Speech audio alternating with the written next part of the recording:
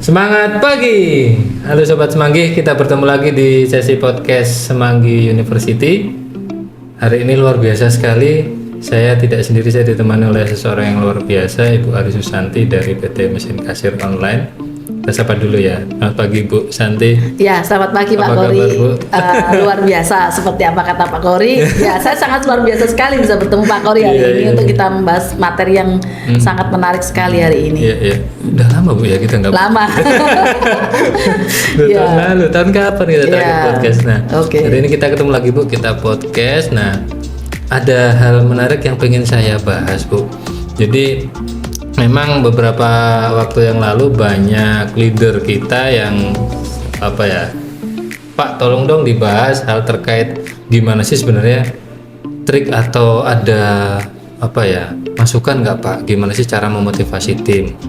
Kadang itu saya sebagai leader juga bingung nih, gimana ya saya kasih motivasi kayak gini kok gak ada efeknya, saya kasih motivasi lagi yang cara lain kok masih nggak ngefek. Nah sebenarnya itu ada nggak sih Pak teori-teori atau macam-macam motivasi, cara-cara motivasi tim agar benar-benar bisa ngena nih bisa memberikan perubahan gitu loh ke tim itu.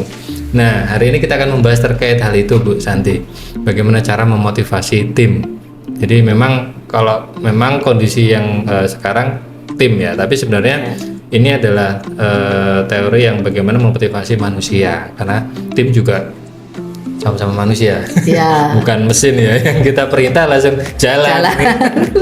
Mereka juga punya perasaan, mereka juga punya emosi kayak gitu Bu Santi. Cukup menarik sekali ya Pak Kori. Nanti kita kayak sharing-sharing lah ya. Boleh kita sharing ya. Jadi sebenarnya manusia itu kan seni. Betul. Ya, sesuatu yang sangat menarik sekali. Nah, kalau kita ngomongin teori motivasi karyawan, jadi sebetulnya kan banyak sekali ya Pak. Nah, salah satunya mungkin ya nanti yang kita bahas sekarang ini adalah teori motivasi. Di sini yang bisa kita interpretasikan adalah motivasi terkait positif dan negatif. Jadi seseorang itu dalam bekerja itu motivasinya pasti macam-macam. Gitu. Nah, salah satunya adalah reinforcement teori. Nah, di mana seseorang ini itu termotivasi karena ada dua faktor. Nah, faktornya apa? Faktor positif dan faktor negatif. Faktor positif menjadi sebuah motivasi ya, di mana seseorang ini tuh kalau positif itu gini, misalkan si karyawan ini itu mempunyai dream atau impian bahwa dia naik karir, gitu. Jadi punya target untuk saya 3 tahun kemudian saya harus menjadi ini, penghasilan saya sekian dan segala macam.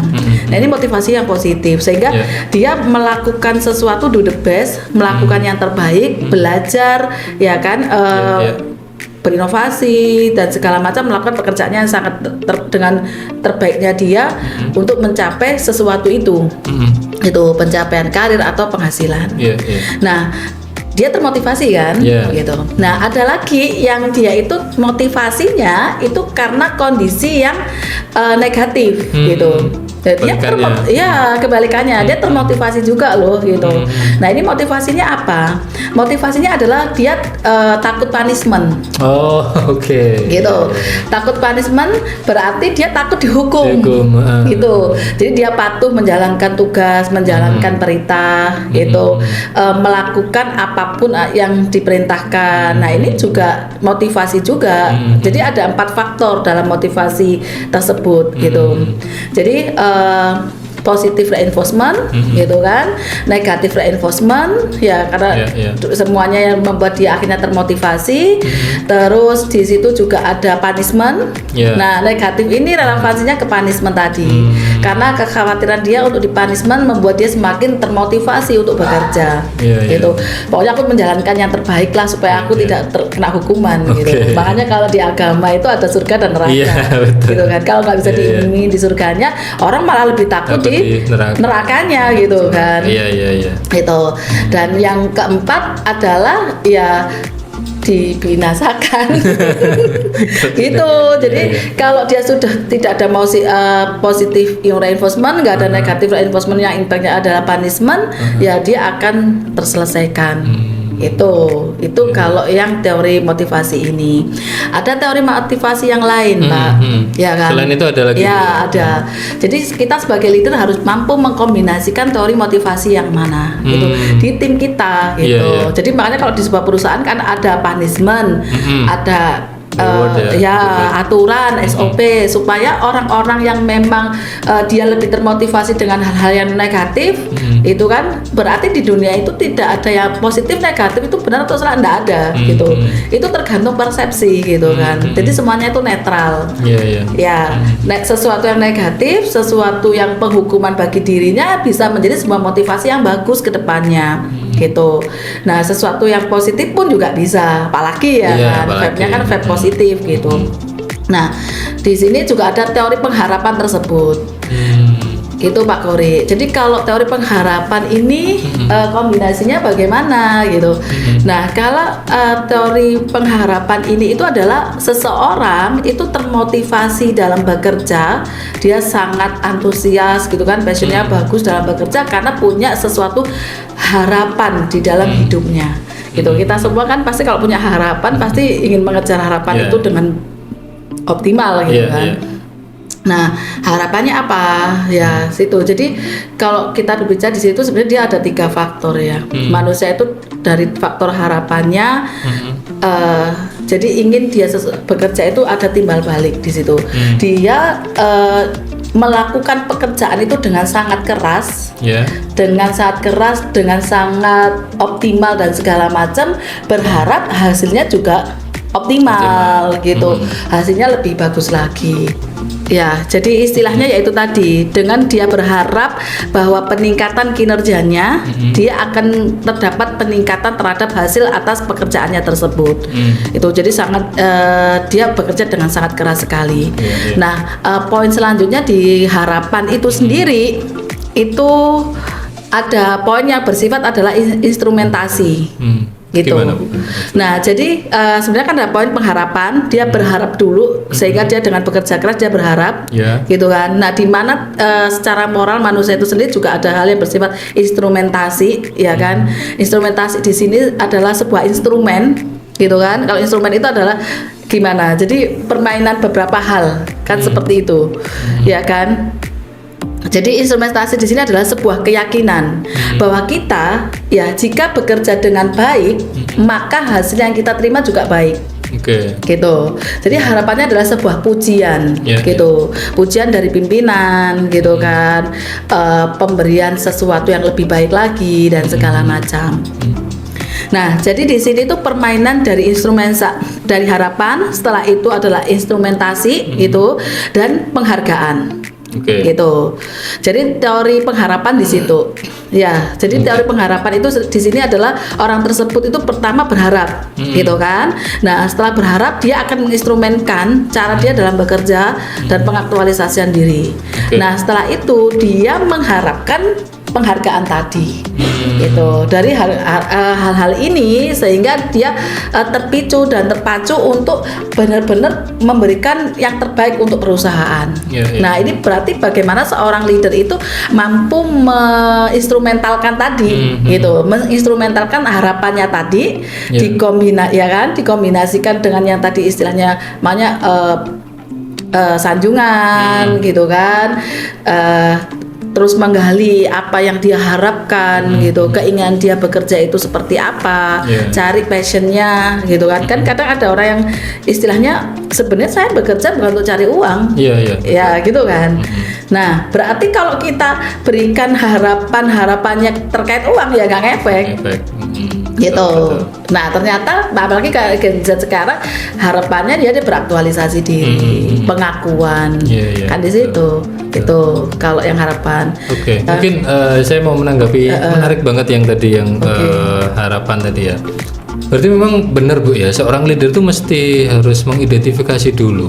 Setiap timnya tuh kan beda-beda tuh. Betul. Maunya apa, dreamnya apa, ya kan, sebenarnya dia bekerja itu untuk apa. Goal yang dia mau capai itu apa kan beda-beda tiap orang Bu. Dan mungkin leader mesti mengidentifikasi itu dulu Bu ya. Jadi biar ketahuan nih. Oh ternyata si A nggak butuh uang misalnya, dia anak orang kaya misalnya. Betul, ada saya iya kayak gitu. Kayak dia sebenarnya nggak butuh uang, dia kerja juga sebenarnya cuma pengen ya biar dibilang ya kerja, nggak nganggur di rumah. Betul. Kayak gitu. Itu memang kayak gitu Bu ya. Ya. Dan malah justru dia itu, saya sebetulnya uang banyak di rumah gitu, tapi saya kan itu orang tua, keluarga gitu kan. Nah, saya di sini ingin diakui berdasarkan hasil saya gitu, kemampuan saya versus anaknya gitu kan. Jadi ya sesuatu ini ya saya harus berprestasi di situ, menghasilkan bahwa saya berposisi jabatan, ya bukan karena uangnya, tapi karena diakui oleh supaya bisa diakui oleh keluarga, gitu kan, orang di sekitarnya, bahwa saya bisa berdiri loh tanpa gitu kan, keluar betul, tanpa support dari orang tua. Itu justru yang sangat luar biasa gitu kan, bisa menghasilkan uang dari hasil karya dia sendiri itu ya, dengan passionnya dia. Jadi ya memang tadi sesuai Pak Kori bilang, kita harus mampu mengkombinasikan. Kalau dia karakternya itu motivasinya kalau dihukum lebih bisa dipecuti bahasanya kan, lebih terpicu ya pakai teori yang negatif gitu kan. Kalau dia lebih suka yang memang dikipas gitu kan, ya pakai yang kamu kalau capai ini kamu bisa naik level loh. Nah, berarti kan yang teori positif. Nah, kalau dia punya pengharapan yang bukan karir loh ya, ada juga orang kan bukan karir yang diharapkan gitu kan. Ada yang istilah dia ngolah tim nggak bisa. Tapi kalau one man show bisa, misal teori di sales gitu juga ada. Harapan dia itu dia pingin punya rumah. Nah, tapi nggak perlu ngolah tim. Nah, berarti ya jangan dikasih tim. Ya kan, teori motivasinya berbeda lagi. Seperti itu. Oke. Ya. Berarti memang benar kayak tadi pertanyaan dari teman-teman leader juga. Kenapa sih Pak kok saya ngasih motivasi kayak gini nggak ngefek? Karena memang belum teridentifikasi. Betul. Maunya apa, punya apa itu. Iya. Jadi sering banyak ngobrol sehingga tercapture dia itu yang maunya di mana. Seperti itu. Nah, ada yang lain lagi Pak Kori. Kadang itu boleh. Juga ada orang itu teori motivasinya itu biasanya sebenarnya ini tuh berdasar karakter DISC juga ya, gitu. Nah, pastinya kan. Nah, ada orang yang istilahnya itu karakternya yang C gitu kan. Ya steady atau steady gitu kan, compliance atau steady. Nah, otomatis dia bisa jadi teori motivasi yang dia pegang adalah teori motivasi keadilan. Gitu. Ada teori keadilan. Ya, sebetulnya dia itu karakter orang yang tidak suka punya rival gitu lah. Dia hidupnya damai gitu. Nah, hanya saja di balik, apalagi kombinasi kalau S sama C ya, gitu. Hanya saja dia pasti berpikir juga bahwa loh saya melakukan sesuatu yang terbaik loh gitu. Tapi hanya saja orang-orang ini kadang sering kali itu juga nggak inovator. Maksudnya itu ya kalau disuruh, kalau diperintahkan ya jalan, dilakukan dengan baik, teliti, detail, orangnya seperti itu. Ya damai, suka melayani. Nah, hanya saja kadang kalau orangnya C juga dia berpikir ya saya sudah melakukan sesuatu yang terbaik loh gitu kan.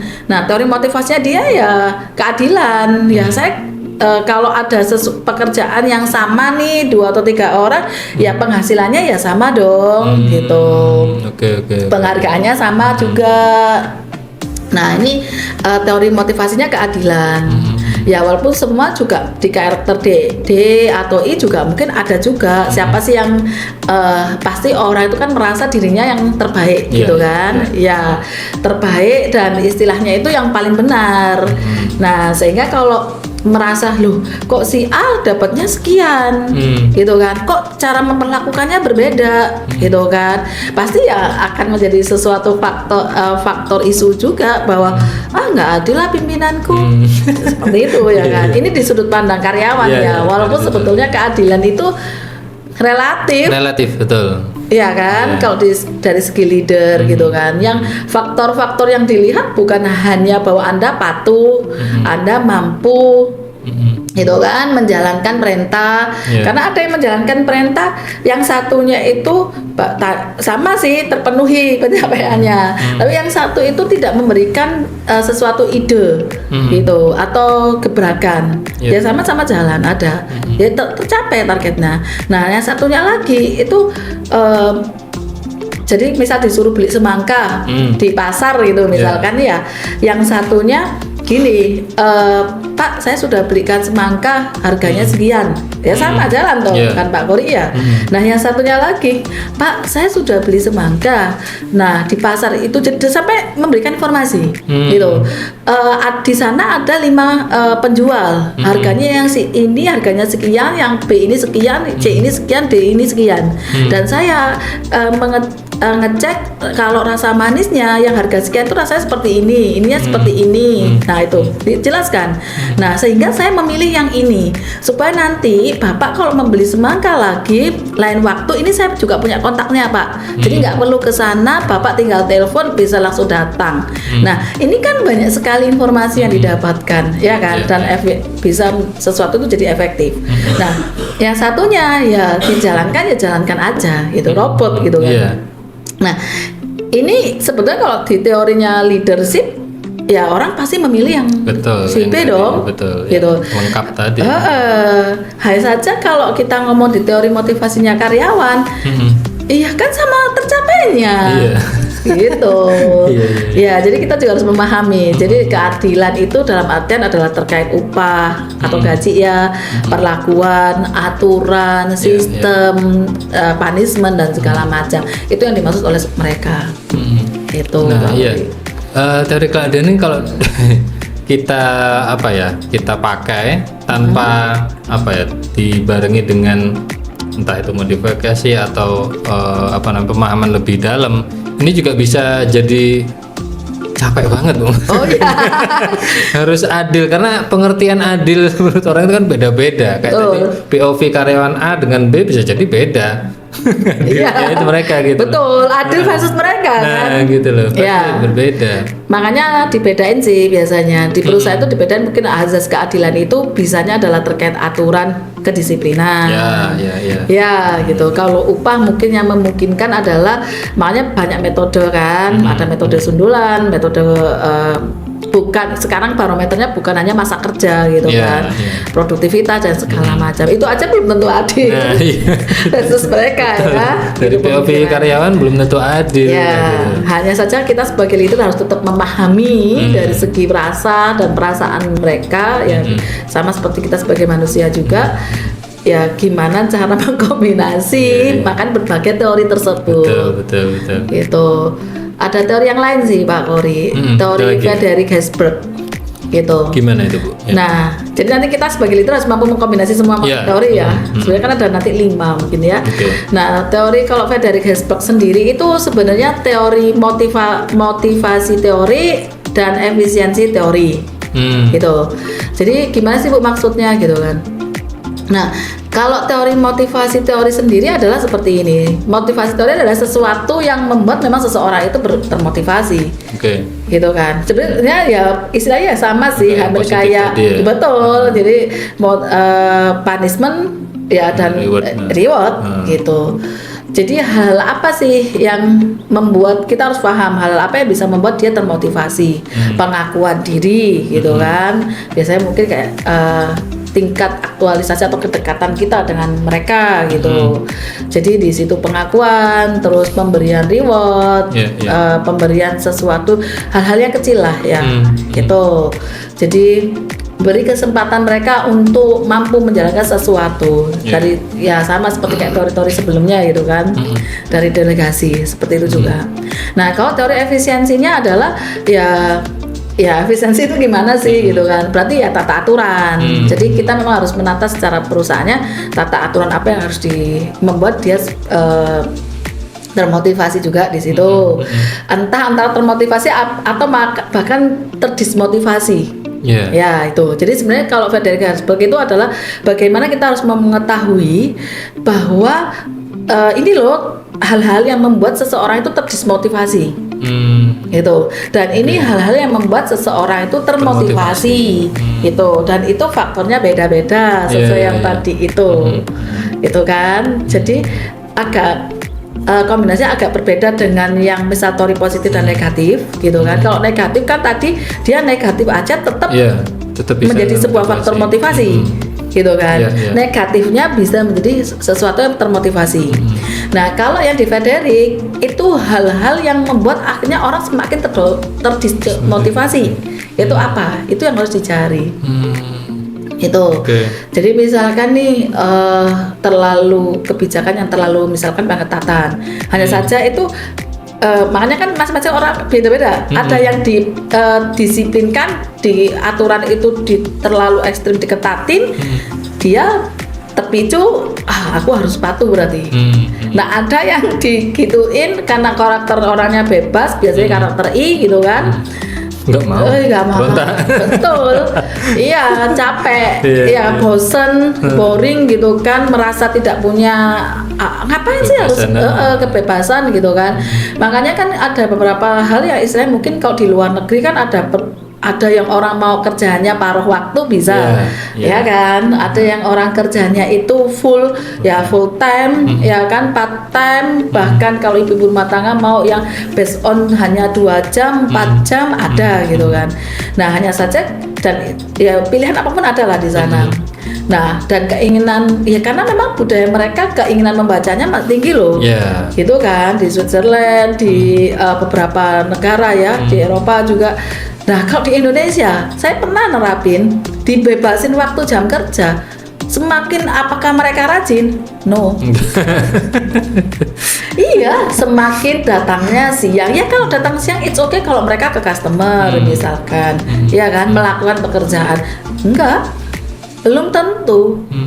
Gitu. Jadi di Indonesia masih kombinasi lah ya, masih belum benar-benar bisa diterapkan bahwa kebebasan dalam bekerja gitu kan, working in balance gitu kan, bekerja everything everywhere gitu, dimanapun di tempat manapun bisa bekerja, itu nyaman sekali, belum tentu, ya kan. Ternyata kan kalau setelah COVID kemarin WFH gitu kan ya, kalau sekarang bekerja dimanapun ya, ya kan, nggak harus di office, in office gitu. Tapi ternyata ada yang saya terapkan kayak gitu, ternyata ujung-ujungnya ya omset turun. Realitanya mungkin akhirnya nambah-nambah pekerjaan di side job yang lainnya. Kalau di sini capek, it's okay lah ya. Kalau enggak ya, nah jadi memang harus dikombinasi. Oke. Ya itu kalau teori yang keempat ya. Teori yang kelima itu yang cukup menarik, mungkin banyak orang tahu tuh. Teori Maslow ya. Kebutuhan Maslow. Betul. Teori kebutuhan. Kebutuhan mendasar kita, Bapak. Ya itu sih kalau kita bicara kebutuhan mendasar ya sandang, pangan gitu kan ya. Naik level lagi pasti semua orang udah tahu lah teori Maslow ini. Ya kan? Piramida itu ya. Piramida kan. Naik berikutnya adalah ke sesuatu yang lebih ke sosial, kebutuhan sosial, pengakuan diri, itu yang saat ini juga disebut sebenarnya di beberapa teori yang lain, ya jadi penghargaan gitu kan, atau mungkin misal yang biasanya sebetulnya pakai baju yang non branded aja it's okay kalau awalnya seperti itu, naik level, naik kebutuhan gitu kan. Ya kebutuhan berdasarkan keinginan gitu dan penilaian orang sosial. Naik level lagi ya otomatis hal-hal yang lebih glamor gitu kan ya, yang lebih istilahnya branded lah gitu. Hanya saja dari sifat itu dasar semuanya disebutkan di teori Maslow, hal yang paling penting yang membuat orang itu bahkan rela mengeluarkan uang itu apa? Pengakuan diri. Ujian dengan tulus gitu kan, ya diakui oleh orang lain, diakui oleh masyarakat.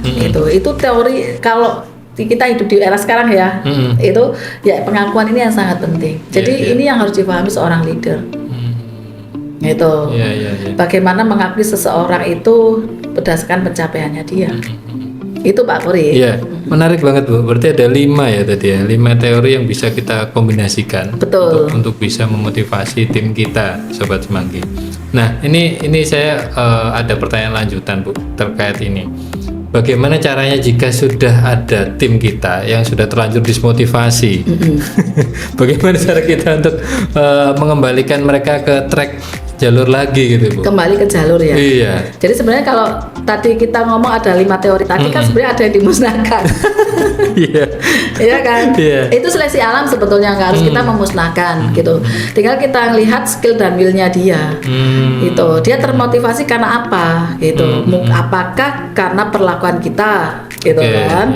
Apakah sebenarnya dia punya kemampuan skill yang bagus gitu. Memang will-nya nggak ada, tidak ada. Gitu. Itu kombinasi juga. Nah, ya kita harus lihat dismotivasinya seperti apa. Hanya saja seperti ini Pak Pori. Kita juga tidak perlu takut sebagai leader bahwa kita bukan orang yang harus disenangi oleh banyak orang. Iya. Itu kan. Betul. Nah, kalau dia termotivasi, Bu. Lah, termotivasinya lihat dulu. Termotivasinya karena faktor di kita, di perusahaan atau faktor di luar. Nah, kalau faktornya itu bisa kita selesaikan, misal di luar ya kamu harus ini segala macam. Hanya saja itu ya bukan semua harus tercapai ya.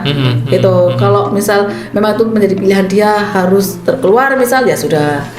Gitu. Intinya kita melakukan sesuatu yang terbaik secara memotivasi gitu kan. Itu. Nah, kalau misal faktornya di dalam masih bisa dibangun, ya kita bangun.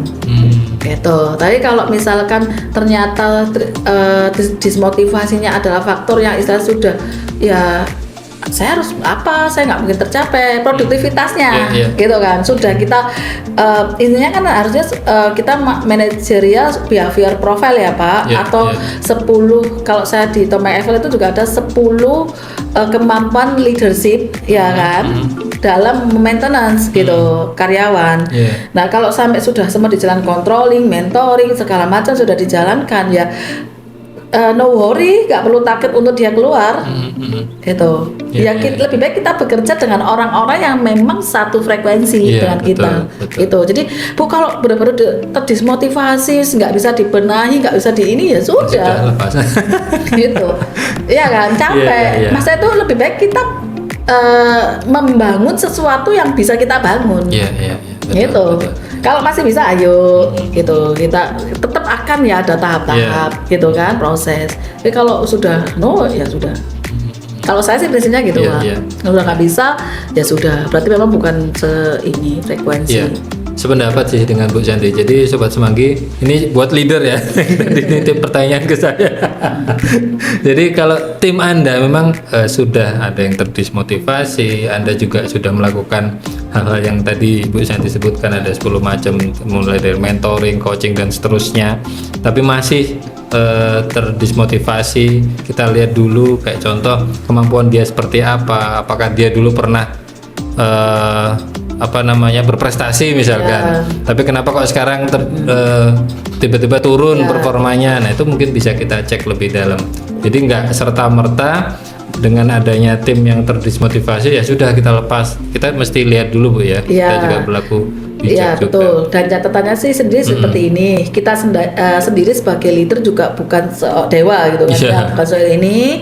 Jadi kita juga harus belajar gitu. Jadi harus kita memahami secara empati juga di dia gitu. Dan lagi kita juga harus sebenarnya gini.